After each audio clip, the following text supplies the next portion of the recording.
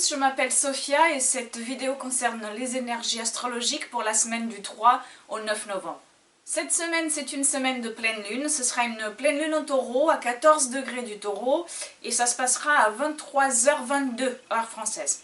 Le taureau est en face du scorpion, donc il faut regarder cet axe car le soleil sera en scorpion, là où il y a pas mal d'activités en ce moment. Et puis la lune, elle sera en face dans le signe du taureau.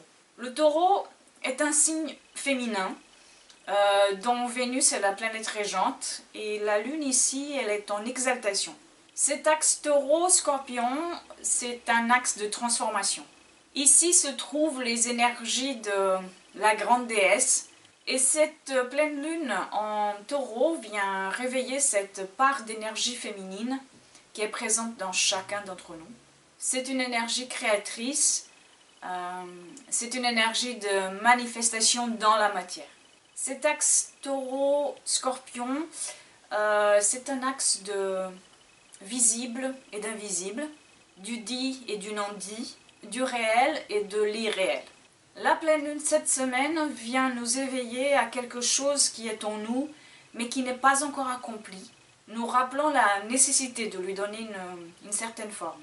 Le taureau est relié aux énergies du chakra de la gorge, donc à ce qui sortirait de nous et se cristallise dans le visible. Par contre, cela implique aussi que, une fois sorti de soi, nous ne sommes plus maîtres de notre création. Et c'est là que le taureau peut ressentir certaines peurs, car même si le but de l'énergie du taureau, c'est aussi, entre autres, de donner forme aux émanations invisibles proposées par le scorpion. Une fois la forme acquise, dirigée, elle ne nous appartient plus vraiment. Et cela rappelle au taureau son ombre, qui est celle d'accepter que le réel, ce que l'on voit, n'est qu'une partie de l'iceberg, on pourrait dire ça comme ça. C'est fascinant, c'est magnifique, c'est quelque chose dans lequel le taureau aspire à pouvoir y aller et à pouvoir toucher, mais c'est au même temps très déstabilisant pour l'énergie du taureau. Et donc le détachement proposé par le scorpion est la voie vers moins de souffrance, sauf que les énergies du taureau, ce sont des énergies de terre, et donc cela implique un certain ancrage dans le réel pour pouvoir aller vers un épanouissement. Ces énergies sont en chacun de nous, comme le sont toutes les énergies de tous les signes. Cela dépend après de notre thème, et donc il sera plus ou moins nuancé. Cette pleine lune en taureau nous invite également à porter un regard différent sur nos valeurs et ce que nous possédons, matériellement ou immatériellement parlant. Que pouvons-nous changer par rapport à cela? Que faut-il changer par rapport à cela? Si nous croyons ne pas pouvoir avancer, par exemple, tant que nous n'aurons pas ceci ou cela, tant que nous ne serons pas dans une relation, tant que l'autre n'aura pas changé, tant que nous ne gagnerons pas ce montant ou celui-là, tant que nous n'aurons pas fait telle ou telle formation, etc., etc. Il est peut-être venu le temps de regarder cela de plus près et d'identifier les obstacles que nous sommes en train de dresser devant nous pour ne pas agir. Car on peut toujours agir, d'une façon ou d'une autre. Cela veut certainement dire devoir prendre des chemins de traverse, faire des petits pas au lieu de avoir le changement là, tout de suite, immédiatement et grandiose. Mais nous pouvons agir. C'est tout à fait possible. Tout ne sera jamais parfaitement parfait. Et à un moment donné, si l'on souhaite que les choses changent véritablement, il faut y aller. Sinon, cela veut dire vivre constamment dans la peur. Soit on accepte et on arrête de se donner des mauvaises excuses, soit on accepte et on y va. Comme à chaque pleine lune, c'est un moment où nous allons avoir une plus grande clarté dans nos vies, que ce soit à un niveau intériorisé ou quelque chose qui viendra à nous de l'extérieur. Cette clarté peut nous être maintenant révélée, montrée comme étant un chemin à suivre, ou alors comme étant un chemin qui a besoin d'un nouvel aiguillage pour que l'on puisse poursuivre sa propre route. Il peut y avoir maintenant une récolte aussi par rapport aux efforts fournis par le passé. Ils seront d'ailleurs solides dans un signe comme le taureau, un signe d'ancrage, un signe de terre, un signe fixe. Ou alors il nous est proposé un changement, voire même un détachement aussi, pour que les fruits, pour que la récolte puisse se faire, mais à une autre lunaison. Cette pleine lune verra Vénus, planète du taureau, en scorpion. Et là, cette planète, elle est loin de chez elle. Elle est dans le monde de Hadès, Pluton. Et en scorpion, Vénus, elle a un peu de mal à travailler avec cette énergie du scorpion, car ce ne sont pas des énergies qu'elle a l'habitude de côtoyer. Mais dans sa trajectoire, pendant le temps qu'elle va rester en scorpion, en tout cas là maintenant, elle se fait encore accompagner par le soleil, par la sage lumière du soleil, que chaque année, à cette période de l'année, décide d'aller faire un tour dans les profondeurs du monde de Pluton pour nous apporter chaque année une compréhension et nous faire savoir que en réalité, la séparation des polarités n'existe pas et que le fait d'entrer en soi, dans ces profondeurs, apportera toujours de nouvelles connaissances à notre conscience. Donc bien sûr, les relations sont aussi à l'honneur pendant cette pleine lune. C'est comme si Vénus avait pris les relations avec elle pendant ce trajet dans le signe du Scorpion, où elle va à la recherche d'une plus grande vérité, parfois même d'un certain dépouillement aussi.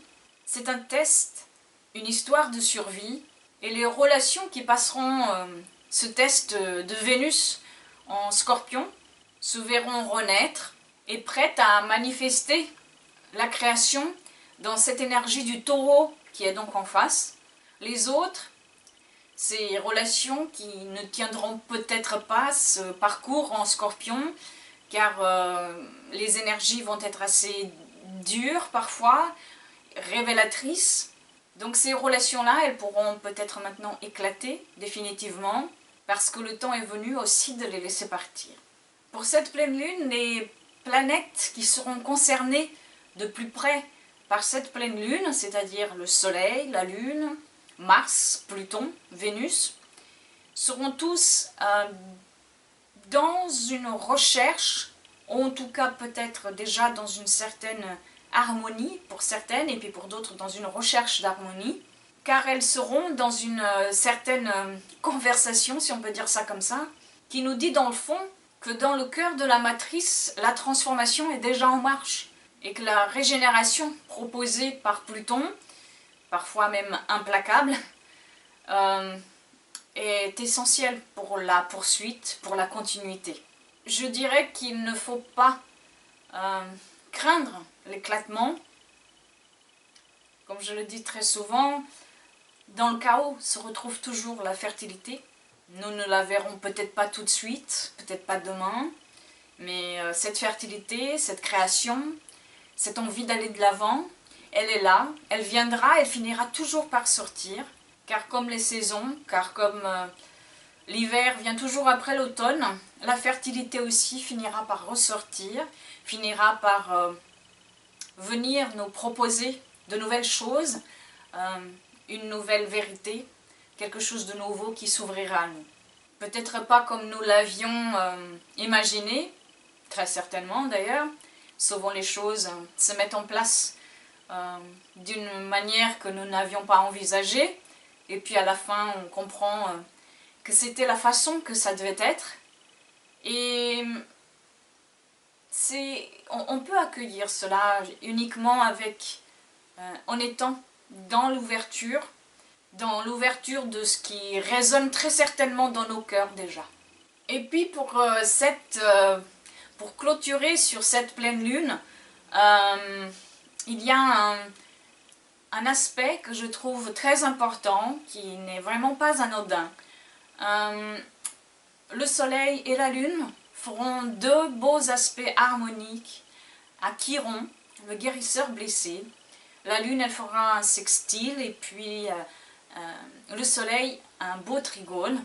À cet astéroïde qui nous propose de faire un pas de plus vers une réparation personnelle, mais bien sûr, et très important, dans une réparation globale, en nous reliant à la spiritualité et à l'alternative.